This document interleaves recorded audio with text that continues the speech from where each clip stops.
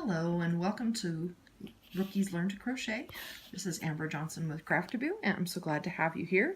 Today we're going to be learning how to add a border to our crochet project and finishing off some of those uneven edges. So come on in and I hope to see you at the end of the lesson with a great border on your project.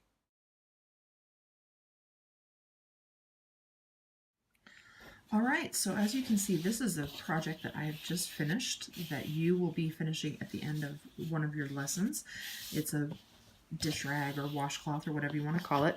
But as you can see, I've already finished it off with a border and all of the edges look very uniform and very nice. No ragged edges here. So I'm going to be showing you how to do this. This is the difference between a finished edge and an unfinished edge. You can kind of see the difference there. This kind of looks a little squirrely. Even though the edges are straight, it doesn't have any uniform look to it. So we're going to be learning how to add a border into our project. So we're going to use this little swatch and pretend that we're at the end of our project and that we now need to finish off the edges to make them look a little more uniform. So what we do is we go ahead and chain one, like so. And then instead of turning your work this direction and going back the way that you came, you're going to be turning it at a 90-degree angle. So this is the working side that you've been working. Now you're going to be working along this uneven edge. And it's a little more challenging to try to find your stitches on the edge here.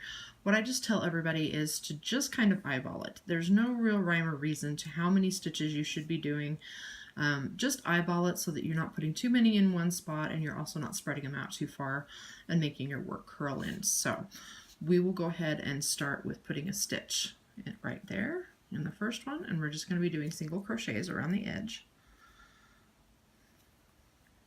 And hopefully your hook will stay in your yarn a little better than mine is. Today it doesn't want to work. And then you can kind of see the next few stitches that I'm going to be placing along the edge, right along here. So we just kind of eyeball it, give it a good distance, like I said, so that it's not too far away from each other, but also not too on top of each other.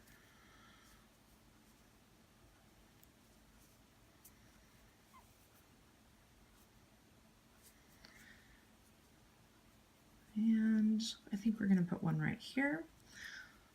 And then as you can see, we're back to the corner where this is where our chain started. This is our slip knot.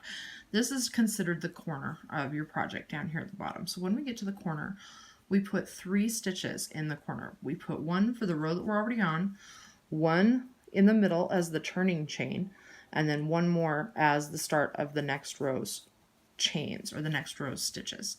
So there's 1, there's 2, and 3.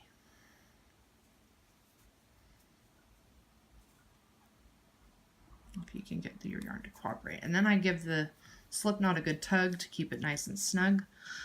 And then I just continue working along the bottom of the project, putting 1 stitch in every stitch. Down here along the bottom, you can see where to put the stitches because this was a working row and you had already worked into this. So you can see the stitches a little easier than along the sides. Now, what I'm doing with the tail, instead of trying to weave it in at the end, is I'm just holding it down and I'm crocheting over the top of it so that I have less ends that I have to weave in at the very end. So there's your little pro tip from me. So we will see you at the very end when we get all the way back around. So as you can see, I've done 3 edges of the project. There's the first edge that we worked with the 3 single crochet in a corner and along this edge. And I've done 3 single crochet in this corner, and then I've worked this edge. So now I'm going to be putting the 3 single crochet in the last corner. If I can get my hook to cooperate. See, even the pros sometimes have to struggle with their equipment. And I do 1. And 2,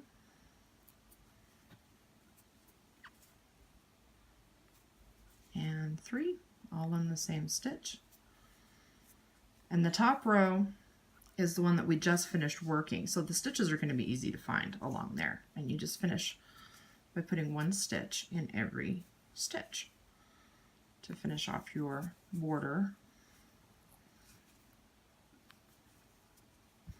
Pull this back so you can see it a little bit. You just put one stitch in every stitch.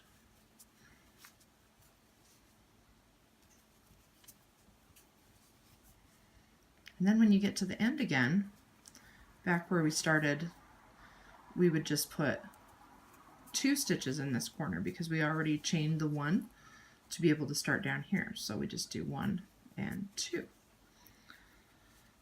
And then we do a slip stitch into the next stitch so we can fasten off. A slip stitch just means we pull up a loop and then pull it through the previous working strand.